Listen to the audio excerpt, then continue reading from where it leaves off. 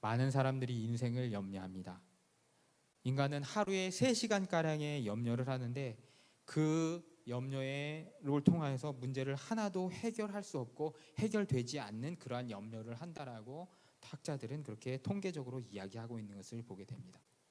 제일 문제는요, 염려하는 것이 문제가 아니라 그 염려로 인하여서 사람이 예민해지고 순간적으로 공동체와 가정 사이에 스파크가 튀게 된다라는 것입니다. 그것이 사실 더 큰 문제라는 것입니다.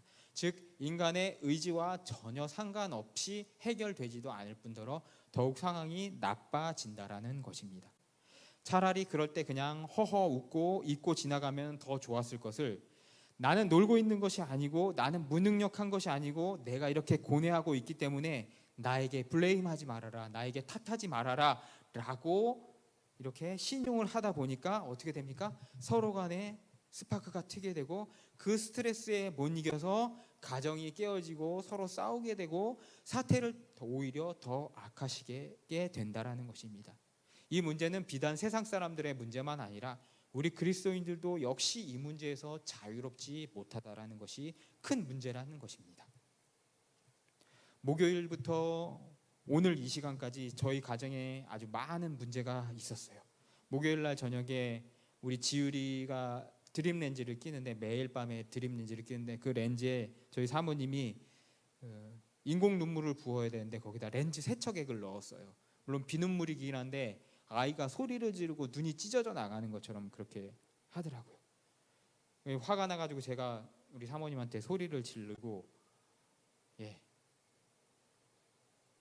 스트레스가 이렇게 쌓여가지고 그 소리를 질러서 이게 풀려고 했는데, 그때는 제 나름대로의 그 정당성이 있어가지고 우리 사모님한테 소리를 질렀는데, 그날이 지나고 그 다음날 저녁 때 우리 지율이가 인조인간이래 가지고 또 호르몬 주사를 매일 이렇게 당뇨병 맞는 그 캡슐처럼 이렇게 딱 해가지고 맞는 게 있는데, 그 호르몬을 맞아야 되는데 그 전날 밤 사모님이 맞춰놓고 나서 그거를 상온에 그냥 내버려 둬가지고, 그 원래 냉장 보관을 해야 되는데 상온에 보관을 해가지고 그게 상폐가 된 거예요. 그래서 그게 2번인가 정도밖에 쓰지 않아가지고 20만 원어치의 호르몬 주사가 이렇게 한 통 속에 들어있는데 그 20만 원짜리 어치를 폐기를 하는 그러한 일들이 일어나게 되었어요.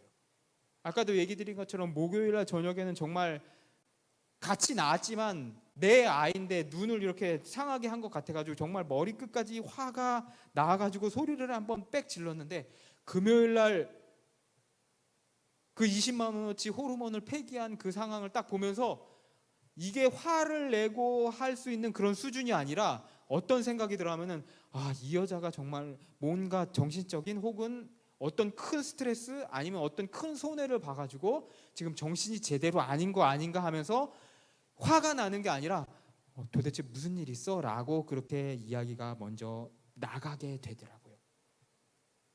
그 전날까지는 정말 내 아이에게 상처를 줘서 나의 사랑하는 아내임에도 불구하고 정말 순간적으로 확 하고 싶은 그런 마음이 있는데, 그 다음 날에는 이건 아이의 문제도 아니고 내 문제도 아니고 저 여자 우리 사모님의 이 정신적인 문제가 크게 있는 거라는 그러한 위기감이 있기 때문에 정말 그 전날에까지 죽이고 싶은 그런 심정이 이렇게 울컥 올라왔다가 금요일날 저녁 되니까 측은한 마음이 들고 뭔가 잘못되는 것이 아닌가라는 그러한 생각이 들면서 어떻게 합니까?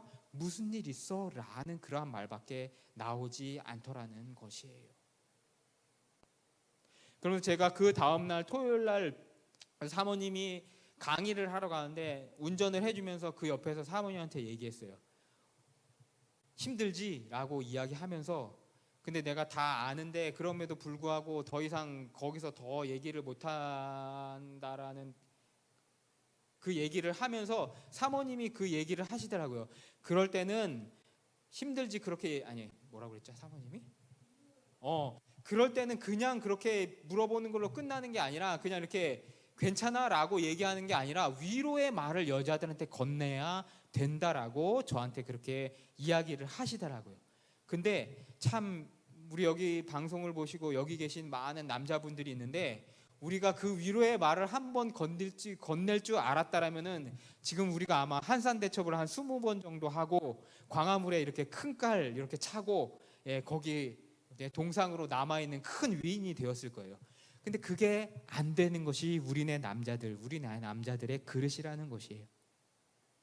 더 이상 인간이 화를 내서 해결할 수 없구나, 거기까지 깨달는 것, 그리고 손을 놔버리는 것, 그것까지밖에 할 수 없는 그러한 존재라는 것이에요. 실수를 아무리 비난해봤자 해결될 수 없다라는 것, 그 간단한 진리를 깨닫는 것조차도 굉장히 힘들고, 그것 수긍하는 것조차도 굉장히 힘든 존재가 우리 인간이라는 것이에요. 오늘 본문 1절과 3절의 말씀을 봤으면 좋겠어요. 이스라엘은 정말로 절망적인 상황에 닥쳐 있었어요. 바벨론 느부갓네살 왕이 쳐들어왔고요. 바벨론에 이스라엘에 있던 모든 거민들을 어떻게 합니까? 바벨론과 여러 땅으로 퍼뜨렸고요.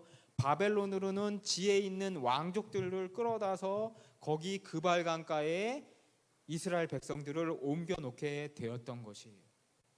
그냥 옮겨지고 끝난 것이 아니라 온 땅의 주인인 여호와 하나님의 존재가 바벨론의 큰 신 마루둑에 의해서 부정당한 상황에 놓이게 되었다는 것이에요.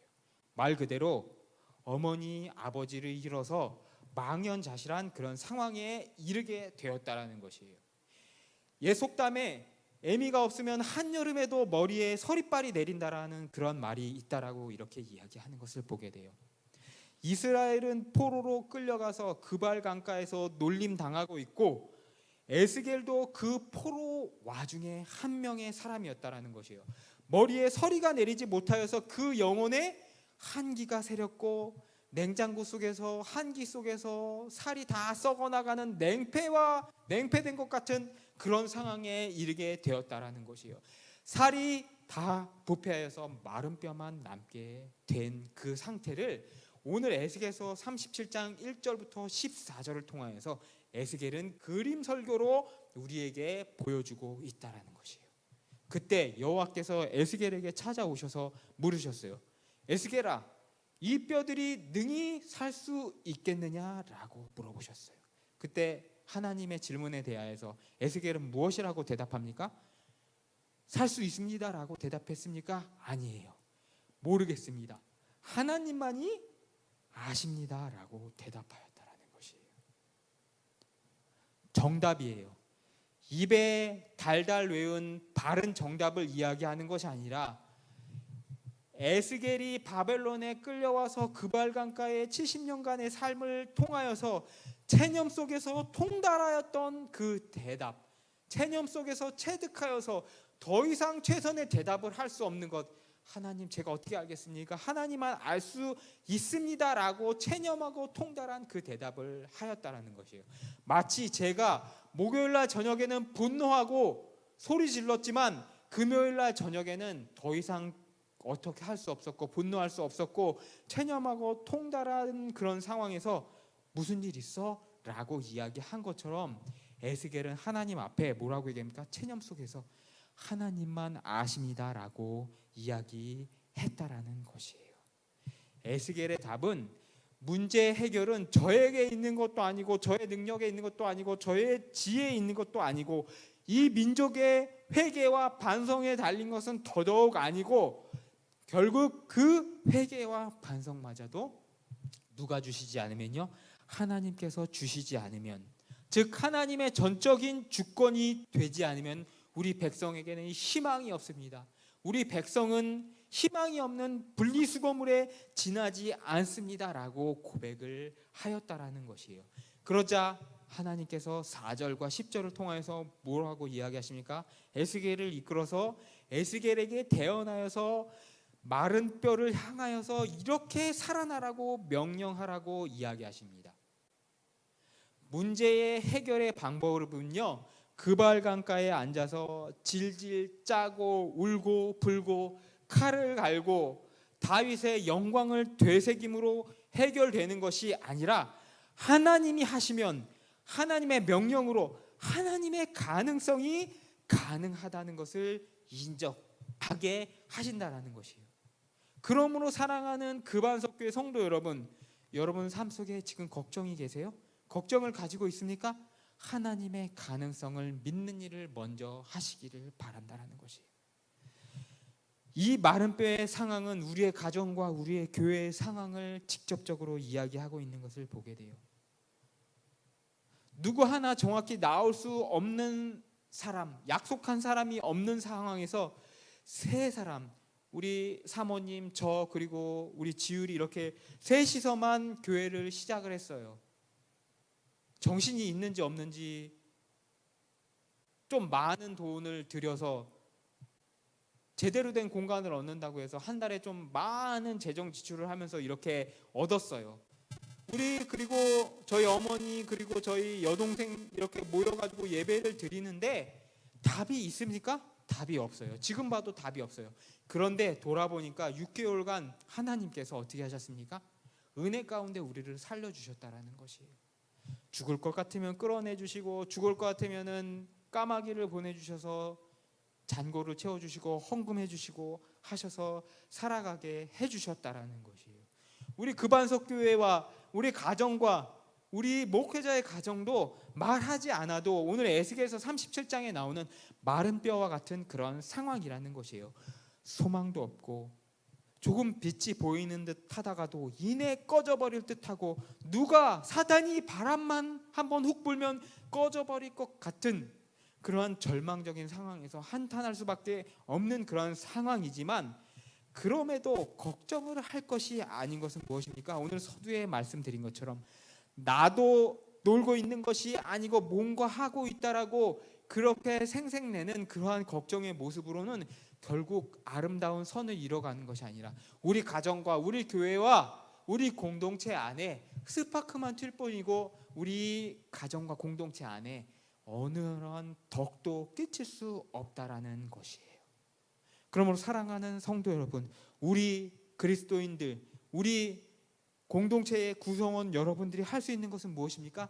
아까 이야기한 것처럼 말씀드린 것처럼 하나님이 하시면 하나님의 명령으로 하나님의 가능성으로 가능하다는 믿음을 내가 갖고 있습니다라고 고백할 수밖에 없다라는 것이에요.